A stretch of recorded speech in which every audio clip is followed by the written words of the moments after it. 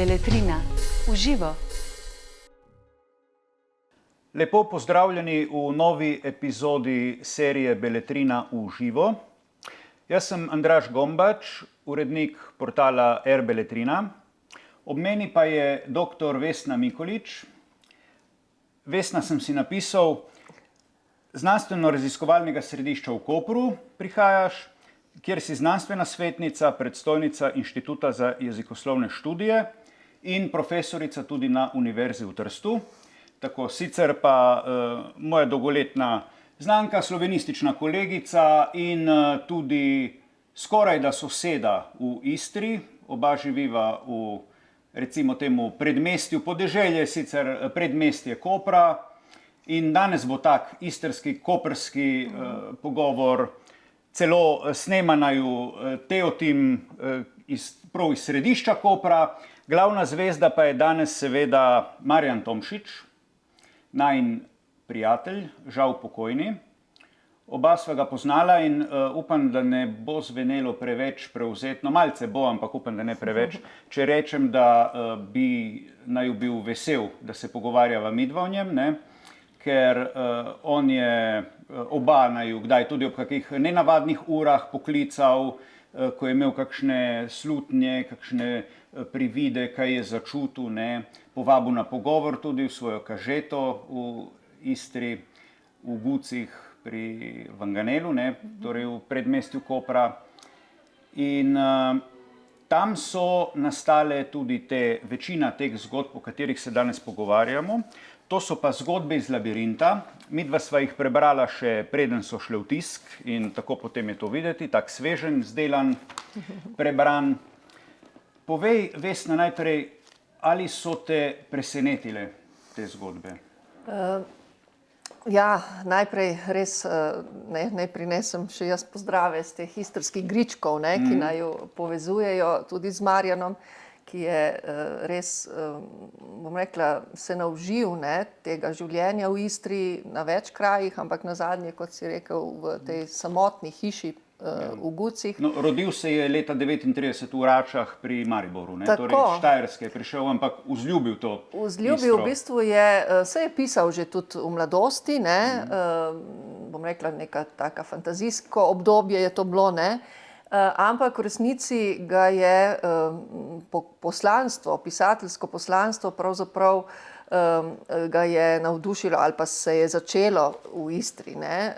Tam se je mogoče to njegovo zanimanje za nekaj presežnega, za nekaj nad, seveda združilo s tem magičnim v Istri, ampak ni bilo samo to, kar ga je pritegnilo, ne. Mislim, da je bilo predvsem to življenje, ne, istrano, živo, hkrati pa tudi, bom rekla, velikokrat tudi potisnjeno nekako, ne v pozabo, ampak ne ovrednoteno pravilno. In je pravzaprav ravno on skozi literaturo ovrednotil istrsko življenje in seveda tudi regionalno književnost, istrsko književnost dvignil na zavidljivo, torej na umetniško vrhunsko raven. Seveda pa niso njegova dela samo istrska, ne. Skratka... No, najbolj znana so, ne, tukaj nekaj je tudi pri Beletrini šlo, v ponatisih Zrno od Fermentona, Šavrinke, potem tudi ponatisnjeno, mislim, da imam s sabo, ja, Oštrigeca, tako kot Šavrinke leta 2019, torej ob njegovi 80-letnici, Šavrinke s tvojo spremno besedo. Najbolj znan je po teh, gotovo, ne, po istrskih. Gotovo, in zanimivo, da so bile to res po tistih, recimo mladostnih, ne, kjer je torej, ne, so bile recimo te fantastične, tudi znanstveno fantastične zgodbe, pa tudi avtobiografske, ne, ampak seveda avtobiografske v tem smislu, da so zajemale tista obdobja Tomšičevega življenja, predvsem mladost, študij, ne. No in mogoče zdaj še odgovarjam na tvoje prvo vprašanje, ali so me te zadnje novele presenetile. Ja, ker v resnici se je zdaj, ne, spet vrnil v popolni avtobiografiji, lahko tako rečemo, ampak seveda, ker obogateni, bom rekla, ne, po tistim prvem obdobju njegove avtobiografskosti, je potem to svoje prvotno obdobje obogatil z oživljanjem v druge. Torej, on je bil izjemno empatičen človek in tudi te njegove istrska dela so dragocena prav zaradi neverjetnega uživetja v istrskega človeka, ne samo na splošno človeka, ampak recimo tudi v žensko, ne. Se pravi, prav ta neverjetna empatija, ne, ga odlikuje tudi potem v drugih delih, ne. Potem je tudi, vemo, Aleksandrinke, pravzaprav prvi umetniško zaznamoval zavedno, ne. In potem v živali, on je lahko pisal, ne, prav skozi živalsko dušo, ne. Skratka, celo njegovo literarno ustvarjanje je zaznamovalo to vživljanje v vse, kar ga je pravzaprav obkrožalo, ne. Tudi v neživo naravo.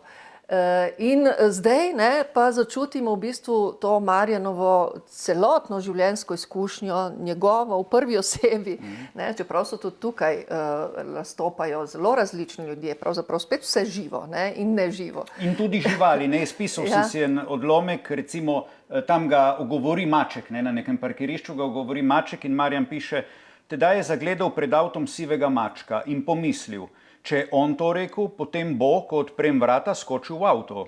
Ta logična misel je izvirala iz njegovega odnosa do živali in sploh do vseh živih in neživih bitij. Neživi, kamni, kristali, drevesa. Beseda neživi pravzaprav zanj ni imela pomena, ki ga je označevala. Vse je bilo živo, pač vsako bitje ali vsaka stvar na svoj način.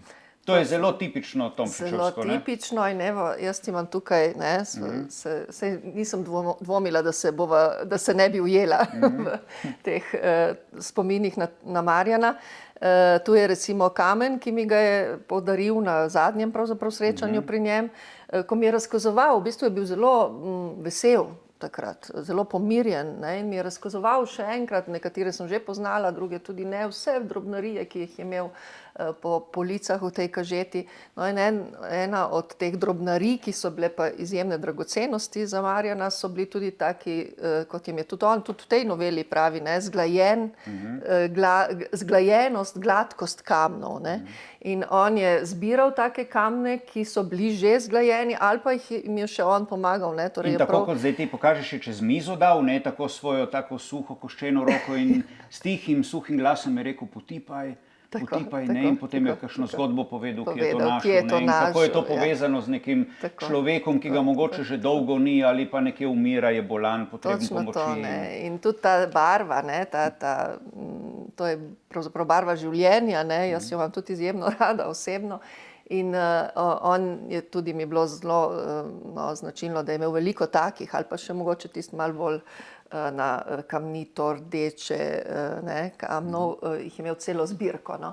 Tako da, evo, kamni so gotovo eden od elementov te nežive narave, ki je bila zanj živa, ne. Potem recimo voda, ne, voda je tudi njemu spregovorila na vsakem koraku in tudi tukaj imamo, ne, v teh zadnjih, ne novelah, ampak jaz bi rekla kar črticah, ker tudi potem me je to delo presenetilo, ker do zdaj smo ga bili vajeni res po tej pripovedi, ne. Pripovedi, kratke zgodbe so bile vedno novele, ne, to so pa res kratke zgodbe. Ja, tudi to so utrinki. tudi kakšno stran samo dolge, ne, ali pa nekaj strani, zelo kratke. Omenila si kažeto, ne, to mogoče morava neistrskim, neprimorskim poslušalcem, gledalcem pojasniti, kaj je to, ne. To je taka majhna istrska hiša, ne, hišica, in on je tam živel dejansko, večinoma je tam živel, ne. Potreboval je, družino imel, ampak je potreboval to samoto, ne, ta mir, v Gucih pri Vanganelu, ne, to je, če ne veš točno, kje je to, ne najdeš, ne, to je on ponavadi vodil, ne, pa redke mislim, da je tja spustil, ne. In tu je tudi postavil ne samo Istri, ampak tudi tej svoji kažeti, 350 let mislim, da piše, da je stara ta kažeta, ne. Torej iz kamna zidana, ne, velikokrat so bile tudi suhozidne gradnje to, ne. ali pa vsaj malo ometane, ne, z cementom, ampak pravzaprav je bila tudi ta njegova precej izvorna, ne, ker tudi ni imel vodovoda tam, ne, se pravi si je pomagal na različne načine, tako da to ni bilo enostavno življenje. Zelo majhen prostor, v katerem je živel, zelo funkcionalen, ne, torej postelja se je nekako dol spustila tako. Mizica in tako, ne, ampak tam je kar gostil in ure lahko pripovedoval. In tudi molčal, ne. On je bil tudi značilen potem, da je bilo veliko molkov. Meni so bili ti molki včasih precej naporni, ne, ker preden sem se navadil, ne, na ta njegov ritem, ne, da si potem tiho. Znal je poslušati, Tako, ja. Znal je on poslušati, ne, ko si ti govoril, ali pa tudi enako v tišini, ne. Nekaj časa je bila tišina. Ampak recimo, ta notranji prostor je bil majhen, zunaj, ne, je pa to hišo krasil velik vrt, sicer zelo na taki vzpetini, ne, na strmini, in je potem on po teh kamnitih stopničkah hodil gor, dol, tako da včasih, ne, se mi je zdelo kar zastrašujoče nevarno, ko je, ne, tudi zdaj v teh starejših letih pač hodil gor in dol. In seveda tudi pred hišo, ne, je bila kamnita miza in ne, tam smo veliko časa smo tudi tam preživeli, ne. Tako da to je zelo, bom rekla, skromno življenje, ampak se je zelo na ta način tudi približal prav temu skromnemu življenju nekdanjih Istranov, ne. Tako da se je tudi na ta način pravzaprav popolnoma vživel v to naše okolje, ne. Tam se je tudi končalo njegovo tuzemsko življenje, ne. In kar me je pretreslo, mene mogoče ena od stvari, ki so me najbolj pretresle v teh zgodbah iz Labirinta, je ta slutnja, mogoče celo vedenje, kako bo končal, ne. Torej, da ga bodo našli mrtvega na tleh, na teh škrilah, ne, na teh kamnih, na dvorišču.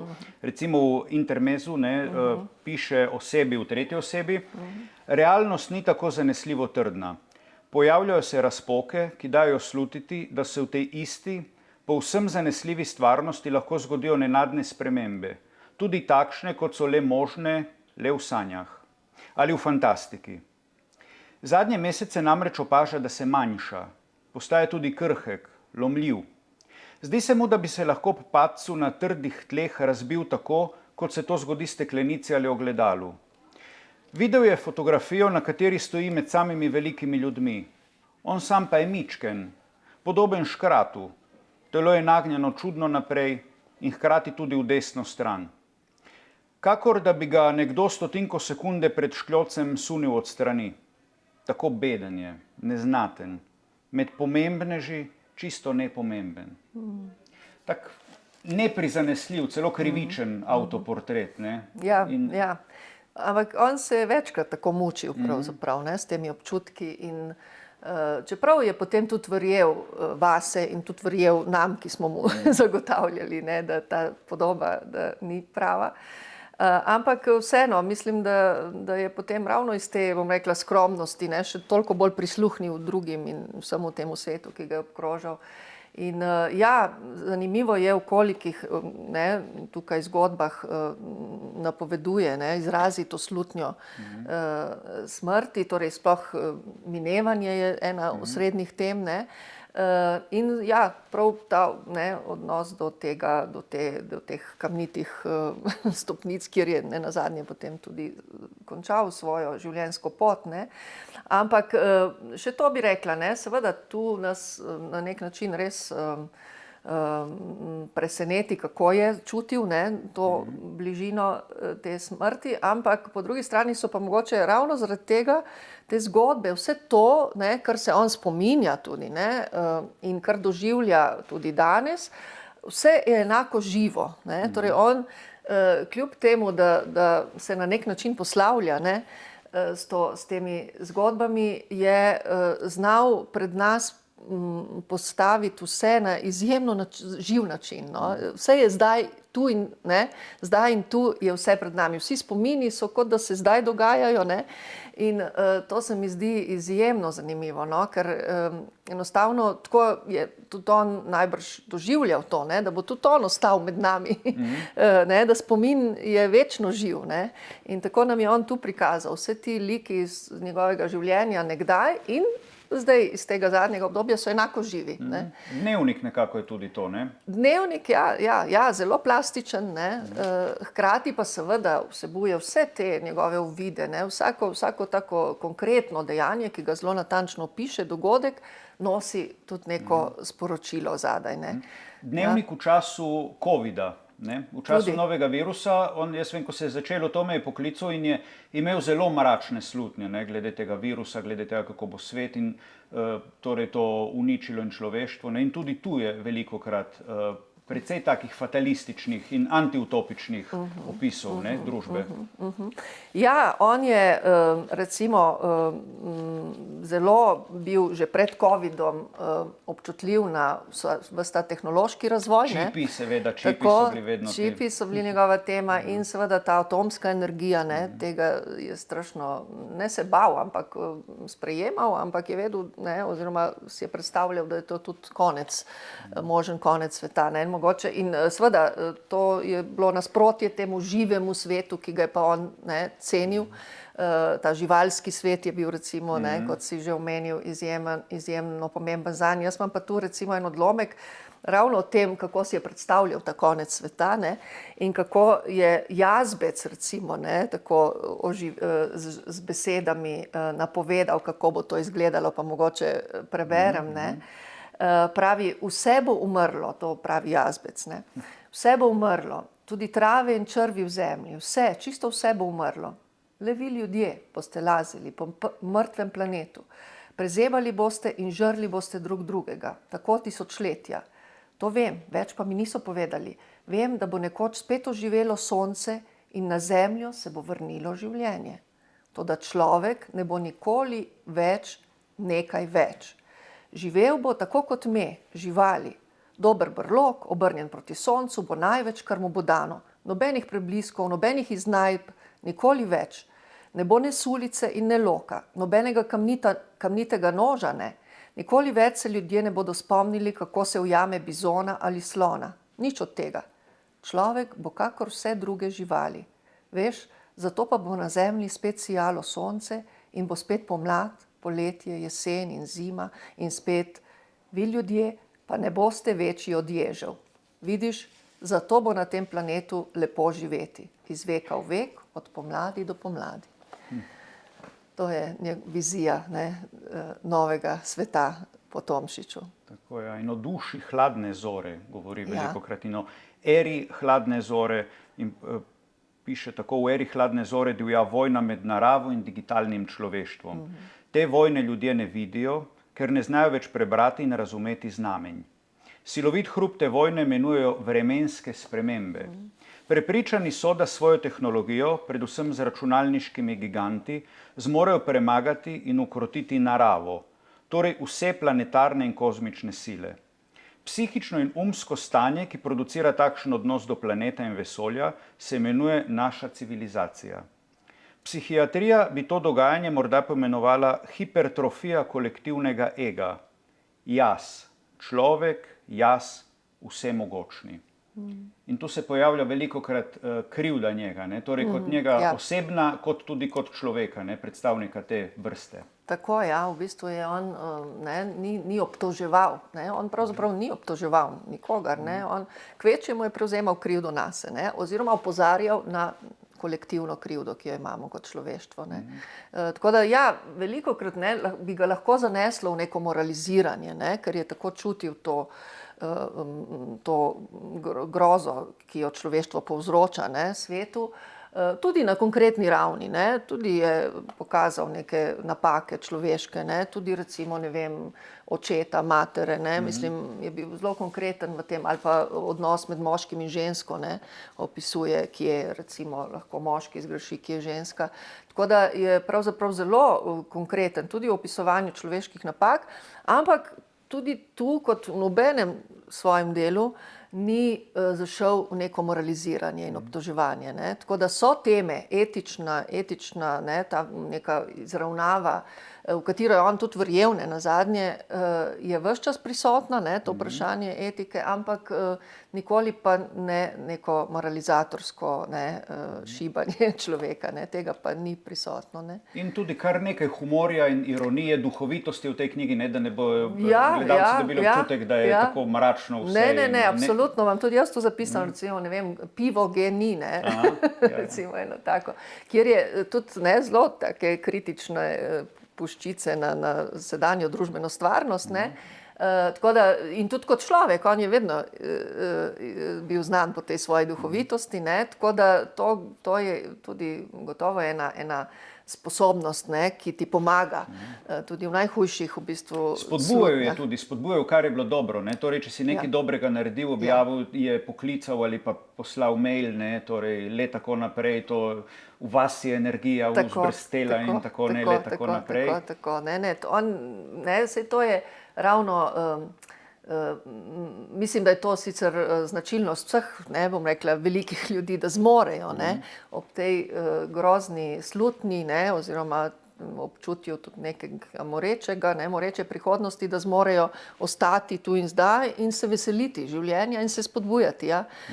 In to je on znal in recimo, ne vem, en njegov citat, ne, ker je kar nekaj zelo dobrih citatov v tej zadnji njegovem delu, ki po moje bi lahko kar postali večni. No. Recimo eden je takih, ko pravi, vodi eno in drugo, mravlje in pajki skakači. Ne. Tako dva principa življenja, ki so zanj bila, bom rekla, bistvo, no, da zmoreš biti in velik in mali in konkretne pri tleh in tam zgoraj sočasno. Ne. Tako da recimo, no, to je eno od njegovih misli. Ne. Tako da ja, ne. Hkrati pa recimo tudi, kar se tiče tega minevanja, ne, ki bi ga lahko vodilo res v en popolni pesimizem, ne, ampak on zaključi, no, kot tudi že malo poznamo, ampak on to misel, ampak on jo tukaj ponovi, samo sprememba je večna. Ne. Tako da v bistvu ja, minevanje, umiranje, to ja, vse je res, ampak hkrati gre pa vse naprej, ne, samo to, da se vse spreminja, to ostaja, ne, in bo ostalo, no. Se pravi, nekako je zaupal tej naravi, temu nadnaravnemu, temu presežnemu, da ve, kaj dela. In med nami ostaja tako tudi Marjan Tomšič. Tako, ostajajo spomini nanj, ostajajo njegova dela. Jaz bi rekla, recimo, name bo nanj vedno spominjala ta ruta, šaurinke, feču, kot rečemo tu v Istri, ki mi jo je dal v hrambo. Uokvirjena ruta. Uokvirjena ruta, ki jo je dobil od šaurinke, ampak potem je rekel, te stvari se mi tukaj kopičijo in jaz bi želel, da to živi naprej, da je to spominja naprej in mi je to dal v hrambo, tako da imam na posvečenem mestu doma to ruto in je ena od spominov nanje. Drugi bralke in bralci take rute žal ne morete dobiti, lahko pa dobite knjigo Zgodbe iz labirinta, s katero Marjan Tomšič ostaja med nami. In hvala Vesna za ta pogovor in zaključil bi pa z mislijo Marjana Tomšiča. Ob 80. obletnici njegovi sem ga obiskal v tej kažeti, v tej hišici in naredil z njim intervju, v katerem sem ga vprašal tudi, učili ste v Marezigah in Gračišču, česa so pa otroci naučili vas? In odgovoril je zelo lepo. Naučili so me, da je treba biti mlad vse življenje in da je pomembno le to, kar si dajemo, poklanjamo iz čistega veselja. Ne ugled, ne priznanja, ne nagrade, ne blišč reflektorjev, le energija, ki je kakor svetloba in se neomejeno pretaka iz človeka v človeka. Včasih pa tudi iz knjige v človeka. Hvala. Hvala tebi, Andraž.